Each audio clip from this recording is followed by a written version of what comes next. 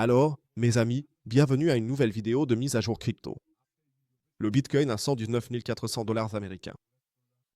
Nous restons toujours très haussiers ici sur le graphique journalier et même hier, nous avons légèrement repris la hausse. Le graphique ressemble en ce moment plutôt à une phase de consolidation ou de mouvement latéral. Ce qu'il faut dire d'un peu négatif ici, c'est que nous n'avons toujours pas eu de clôture en 4 heures au-dessus des 119 500 dollars américains, encore juste une petite mèche vers le haut. Voyons voir si cela arrive au cours de ce lundi, même s'il faut aussi dire que les pumps du week-end ne sont généralement jamais bons, car ils sont souvent comblés par la suite. Mais ce qui est bien plus important cette semaine, ce sont toutes les actualités qui vont sortir. Nous avons la décision de la Fed sur les taux d'intérêt mercredi. Nous avons la Banque du Japon jeudi matin à 5 heures, heure allemande. Le taux de chômage va aussi être publié. Il y a tellement de nouvelles qui vont tomber. Donc, à mon avis, cette semaine sera l'une des plus difficiles et pourrait aussi être l'une des plus volatiles. On va bien sûr tout analyser ensemble. On va évidemment aussi jeter un œil sur les altcoins, sur les marchés du forex et bien sûr aussi sur les marchés boursiers.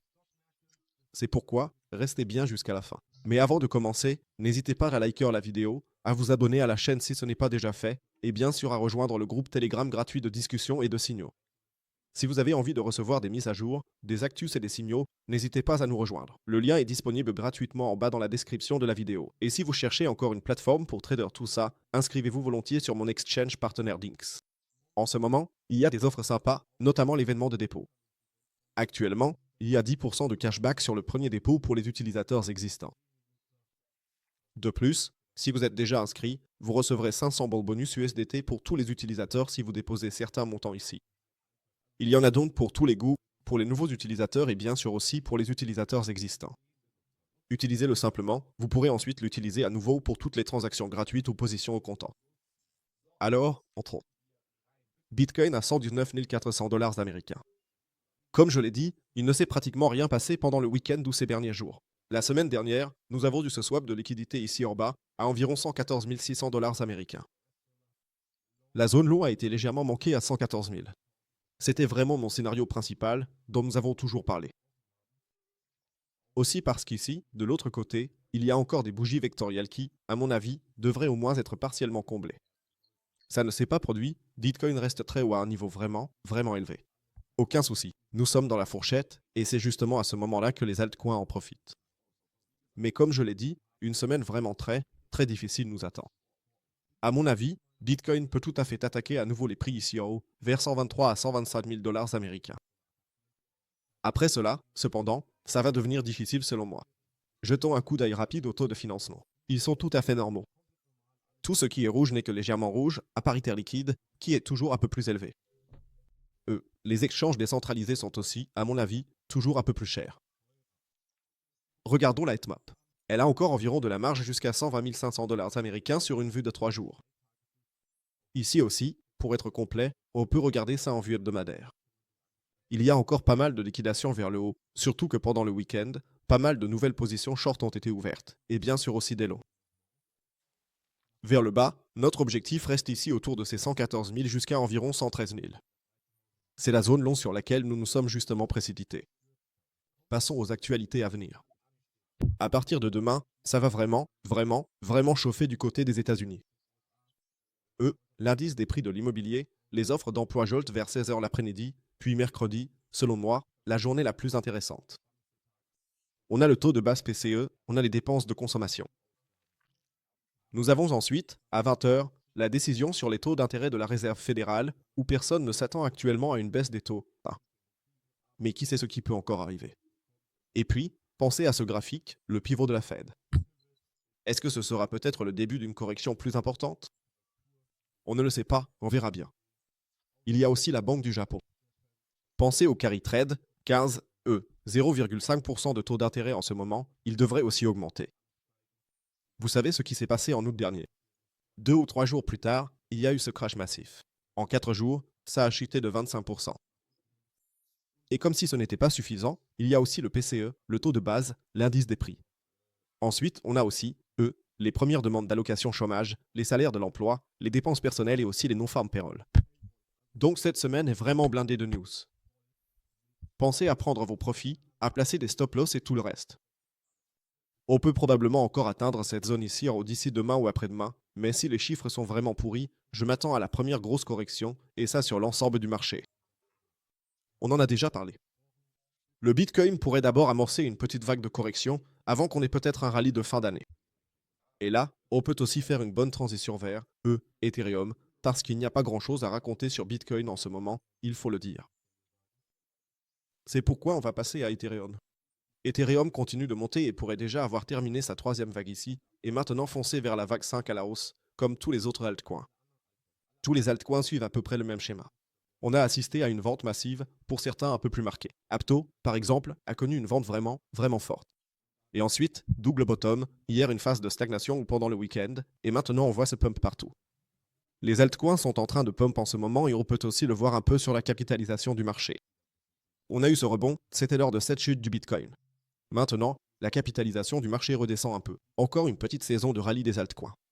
C'est tout simplement trop tôt pour en parler vraiment. Pour moi, Ethereum vise en principe les 4500 dollars américains. Je ne pense pas qu'on devrait déjà atteindre ce niveau, à mon avis. On a encore de la marge jusqu'au plus haut historique, et après, ça va devenir compliqué. Il se peut aussi qu'on se retourne juste avant et que ce soit déjà fini. Donc, comme je l'ai dit, ça ne sert à rien d'entrer dans les tableaux maintenant. Il faut attendre, prendre ses profits, surtout dans les prochains jours. Et comme je l'ai dit, ce genre de chandelles seront tôt ou tard simplement comblées à nouveau. Ça a toujours été comme ça. Passons à Solana. Hier, je l'ai encore dit en direct, je suis un peu déçu par la performance, mais là aussi, c'est un exemple parfait, ça a baissé, double bottom, et maintenant on voit justement l'impulsion sur les 4 dernières heures. Je l'avais déjà dit la semaine dernière dans le groupe Telegram, Solana a atteint la zone cible, les 197 dollars. Et c'est exactement là qu'on est arrivé. Théoriquement, il nous reste encore un peu de marge dans le dernier mouvement haussier, jusqu'à 219 voire 226. Entrez maintenant dans des trades d'une façon ou d'une autre. Laissez tomber. Prenez vos profits et attendez ensuite un repli plus important, parce que le FOMO n'est jamais bon, surtout si on l'amène encore dans des marchés comme ça. Fondamentalement, comme je l'ai dit, je reste haussier et je pense qu'on peut encore voir de nouveaux sommets ici. Et tard sommet, j'entends au moins ce sommet-là, et puis tout ce qui se situe entre 206 et 225 reste possible ici. Mais pour aller encore une fois sur le marché juste pour gratiller 10% coûte que coûte, franchement, je ne vous le recommande pas. À mon avis, ça n'a pas beaucoup de sens. Passons au marché traditionnel. Que c'est l'or? L'or est tout simplement revenu pile dans le Golden Pocket ici. On en a parlé hier pendant le stream. Je vais de toute façon surveiller l'or dans les prochains jours. Pourquoi? Si jamais il y a vraiment un pivot de la Fed.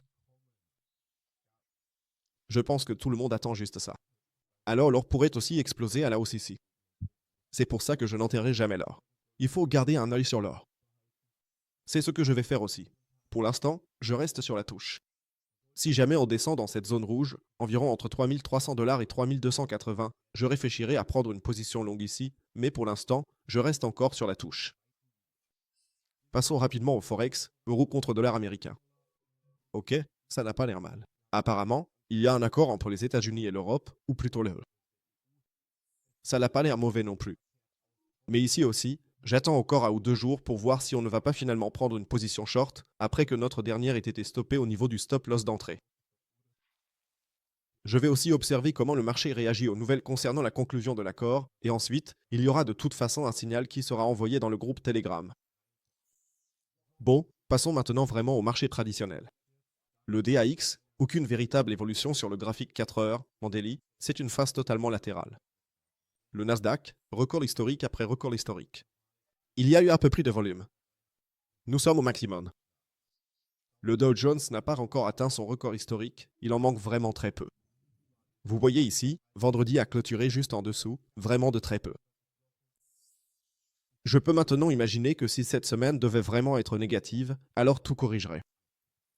Vraiment tout. Si maintenant le Dow Jones atteint aussi son record historique. QQT. Vraiment compliqué de savoir si je shorterai. Je pense que je ne prendrai cette décision au plus tôt que demain, parce que je m'attends encore aujourd'hui à ce que les journées restent d'abord positives. C'est pareil pour le S&P 500. Nous venons d'atteindre un nouveau record historique.